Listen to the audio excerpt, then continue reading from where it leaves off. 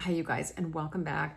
I am sitting in the living room. I'm here with Gigi. She just got groomed. Oops, the groomer's just leaving. Anyway, she just got groomed, and I can tell she's really wound up and really probably feeling good about herself. Anyhow, I had a lot of really nice comments, and I want to thank you so much for that. And I also had some questions, and I thought, you know what? I've been struggling with finding my footing here. And this is my only platform I am on. I don't have Instagram. I don't have Facebook. I don't have the Twitter, whatever it used to be called.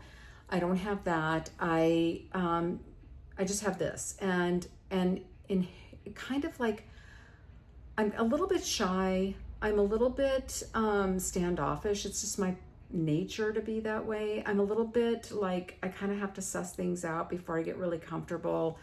Kind of that kind of woman. I don't want to say aloof, but maybe a little bit. Anyway, I got to get comfortable. A tiny bit aloof. It takes me a minute to warm up. Where am I going with this? I don't know where I'm going with that.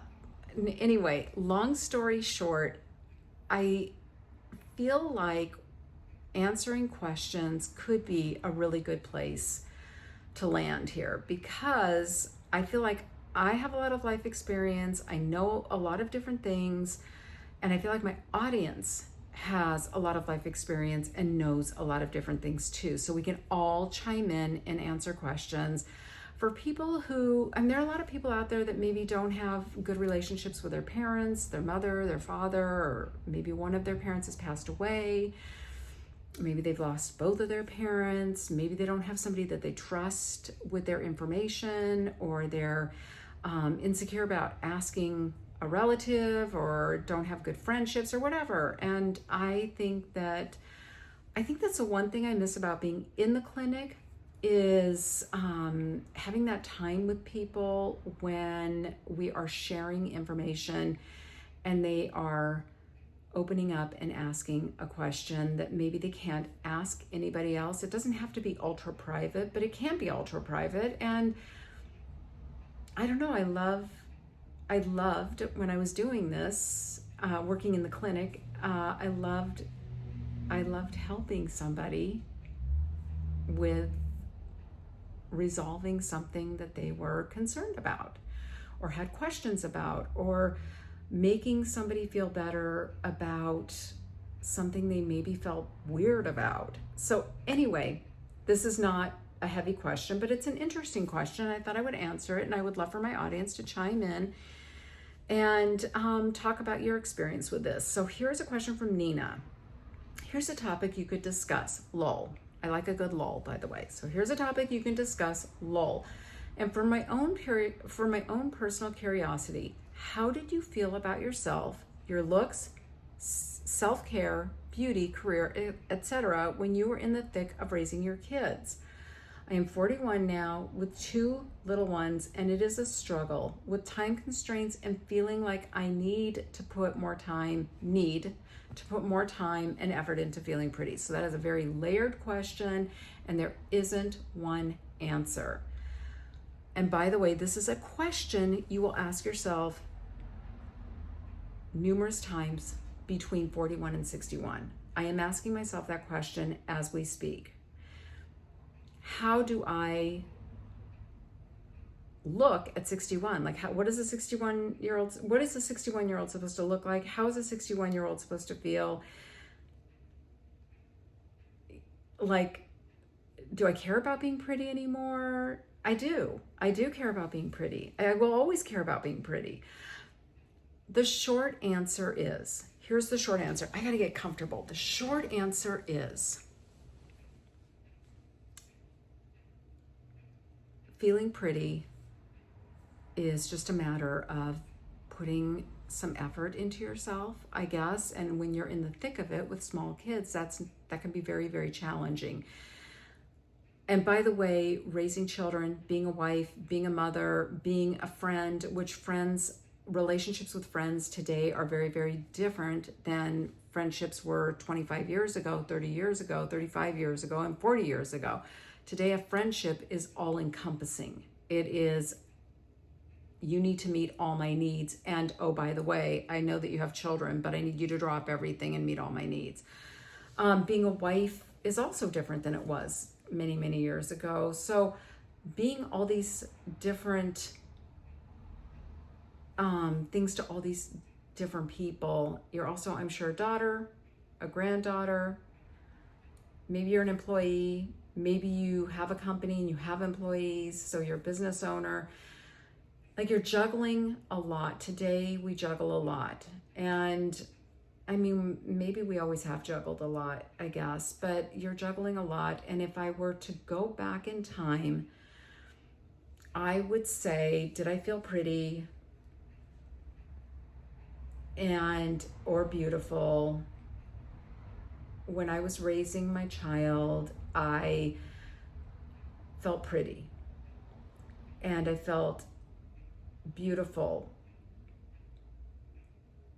I didn't always feel like I had my shit together, and sometimes I felt very lonely in the thick of all of these different things I was doing. And a lot of that, so the short answer is yes, I felt pretty, and we're going to talk about you, because the short answer is you can throw some lipstick on, lip gloss on, some eye makeup, and whatever outfit you feel sexy in, whether it's jeans, t-shirt, baseball cap, beanie.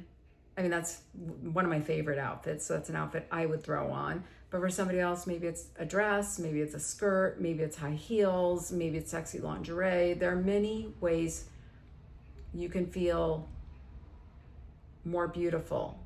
But the deeper question, here's the deeper question.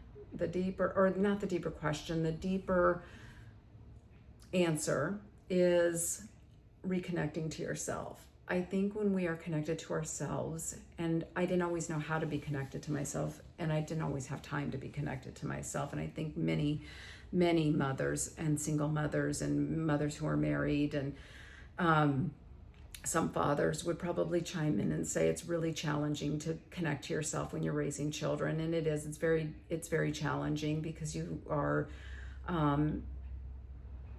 so enmeshed with your children that you don't really have time. So I think looking back, I remember I had some rituals, and I think I would suggest creating rituals that give you a sense of self-connection. So one of the rituals I had many years ago, and I can still even smell this in my mind, I had a cleansing cream, and at night I would cleanse my face.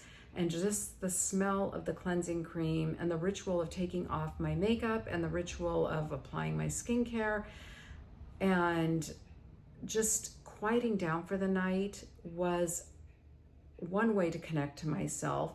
There's so many ways to connect to yourself.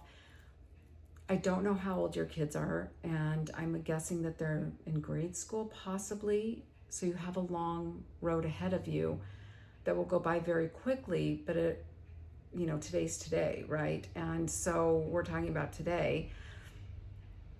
If you can carve out 20 minutes to yourself to have a cup of coffee, sit quietly, listen to a podcast, take a walk by yourself, not with the neighborhood girlfriend or the other mom, but just by yourself, where you are just introspecting and connecting to your thoughts and your feelings and your connecting to your heart. Like, sometimes what I do now, because my life is really busy now, I'm retired. I think I've told you guys. I know I've told you guys that, so I know I've told you that. I still am as busy now as I was when I was working full time, and I still work now, but I'm mostly retired. And so I still need to connect to my heart. And so what I will do sometimes is I will lie down and then just look into my heart, like look deeply into my heart and ask myself, what is important to me right now? What is important? What is resonating with me now? So I do want to circle back to one thought. When I was in the thick of it, The one thing I didn't spend time really caring about, and I wish I would have, but I didn't really have the time to do it. So I am suggesting you do this, because I didn't. I do it now, but I didn't when I was raising my child. I didn't listen to my intuition. I didn't listen to my gut feelings, because I was just like racing from one thing to another. I didn't listen to my gut feelings. I didn't listen to my intuition. And I didn't make any mistakes. I didn't do anything terribly wrong, so to speak, but I could have saved myself maybe different friend groups weren't right for me. So kind of going back to when I was in the thick of it with children, there were some friend groups, because you kind of get into these friend groups because of your children. So they're not really friend groups you would ordinarily be attracted to if you weren't raising children.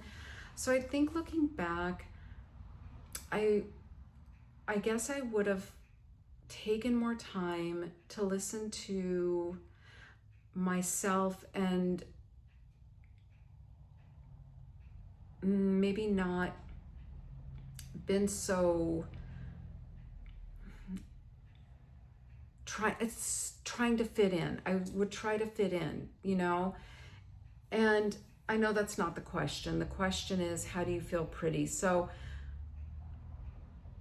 again, I want to circle back and say this is a question you're going to ask yourself so many times, because we change all the time. And right now you're in the thick of it, but in 10 years, your kids are going to be out the door, or 15 years, your kids are going to be out the door, and you're going to be dealing with empty nest. And that is a whole other jarring experience that you will re-question who am I? How do I want to look and feel? And what makes me feel pretty? So if anybody has any suggestions out there, please chime in. But I would say connecting to yourself, creating some rituals, whether that's taking a hot bath and spending some quiet time alone in the bathroom, just having quiet, or if it's listening to classical music while taking a bath, if it's taking a walk, if it's sometimes for me, even just curling my hair or putting makeup on. It's just time with myself. And so I think connect to yourself, spend some time with rituals. If it means getting up a little bit earlier, which I am very much a selfish sleeper, I love sleep. And so for me, that's not a vibe, but for somebody else, get up a half an hour earlier, fix yourself a cup of coffee, sit quietly, or a cup of tea, sit quietly and relish in the quiet. I think that's what I would suggest. Connect to your heart, connect to your gut. Ask yourself questions about what makes you you now. You know what I mean? Like, who are you now? Because we change so much. And I do think the whole mother experience and the raising kids and the being a wife experience, it changes you. Like, it changes how you walk in the world, So I hope that's an answer for you. You're in a wonderful time in your life. Raising children is a joyful experience, even when it's really hard, and it is so challenging, all the different aspects of it.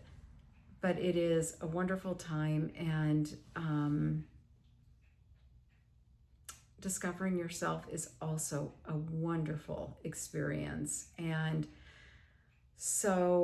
discovering yourself at this time in your life too, this other new part of your life is also really a wonderful experience. So I think just give yourself, even if you only have 5 minutes a day, give yourself 5 minutes to sit with yourself and do something that you really enjoy, that doesn't require